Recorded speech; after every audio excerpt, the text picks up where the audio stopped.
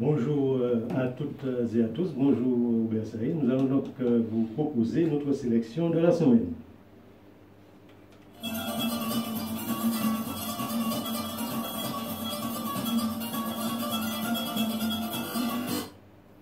Nous avons retenu pour vous le droit de retrait au collège de Therville.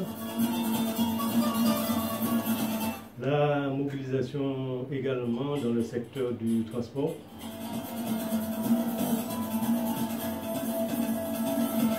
Et puis les mobilisations contre l'obligation vaccinale qui sont toujours de mise suite aux attaques de l'État français.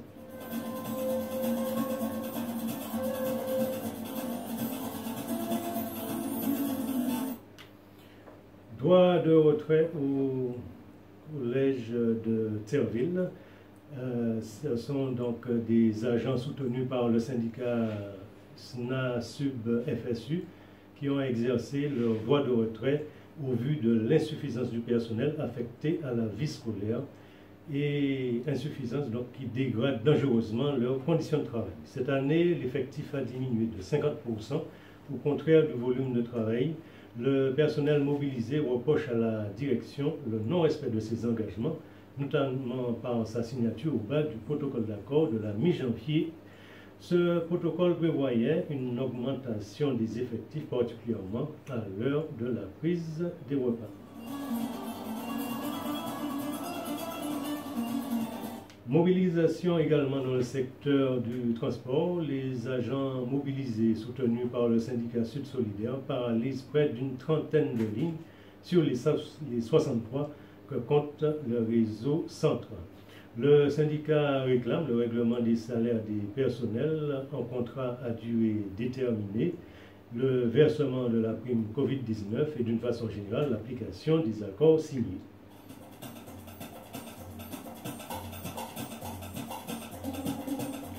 Les mobilisations contre l'obligation vaccinale sont toujours de mise suite aux attaques de l'État pour imposer son injection expérimentale. Des agents de plusieurs services du CHUM sont mobilisés contre cette obligation vaccinale, la blanchisserie, la logistique, la radiologie, l'informatique, la pharmacie. Le mouvement s'amplifie, les personnels mobilisés s'élèvent contre l'obligation vaccinale et les suspensions sans aucun salaire. Ce sont des milliers donc, de suspensions qui sont prévues dans les jours qui viennent. La lutte s'annonce d'autant plus âpre que le représentant de l'État français en Martinique vient d'annoncer les dates d'entrée en vigueur de l'obligation vaccinale.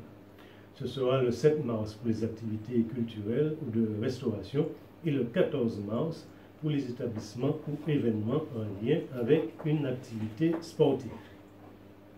Le préfet, comme toute personne qui défend la doctrine vaccinale, utilise le mensonge afin de faire peur aux populations et les canaliser vers la vaccination. Ainsi a-t-il été démasqué par les journalistes de Martinique la Première après avoir menti sur le nombre de morts qui seraient provoqués par Omicron. Le chantage est aussi un moyen d'extorsion du consentement. C'est ainsi que le docteur Jos Village, qui a refusé de se faire injecter le produit expérimental en expliquant son refus dans un retentissant courrier argumenté et documenté. Rappelons que ce courrier a suscité l'enthousiasme et a emporté l'adhésion du plus grand nombre. Le docteur Jos Village exerce au sein de l'hôpital du Saint-Esprit où plusieurs malades la consultent chaque semaine. Ces malades se retrouvent en rupture de soins, mais cela n'est pas la préoccupation des partisans de la doctrine du tout vaccinal.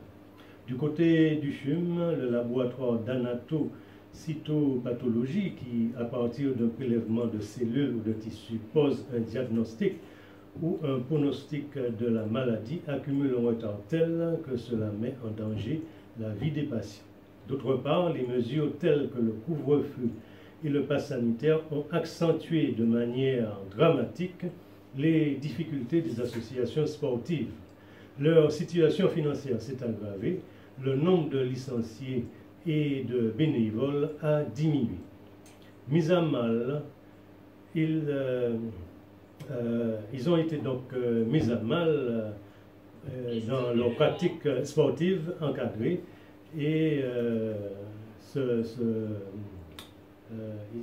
ce mal signifie concrètement que signifie concrètement pour certains qu'il fallait se faire tester pour obtenir le pass vaccinal qui n'est valable seulement que de 24 heures. La réduction de la validité du test à 24 heures avait pour but d'obliger les personnes concernées à se faire injecter le produit expérimental dénommé vaccin. Rappelons que personne ne peut garantir que ce produit n'aura aucune conséquence sur la santé, ni à court, ni à moyen terme, ni à long terme. L'application du pass sanitaire a déjà fait perdre de nombreux licenciés donc, aux différentes ligues sportives et cela n'est pas sans difficulté. Aujourd'hui, le représentant de l'État français dans notre pays persiste à vouloir imposer la prise de cette injection expérimentale.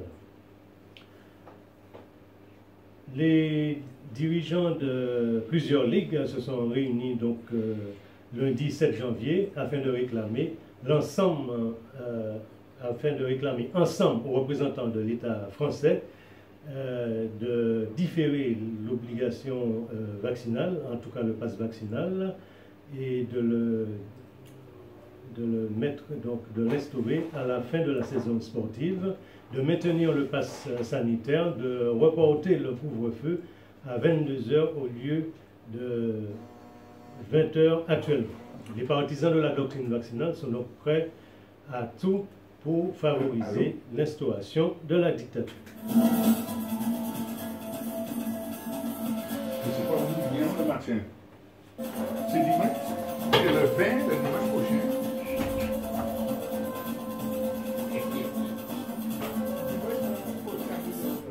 Alors,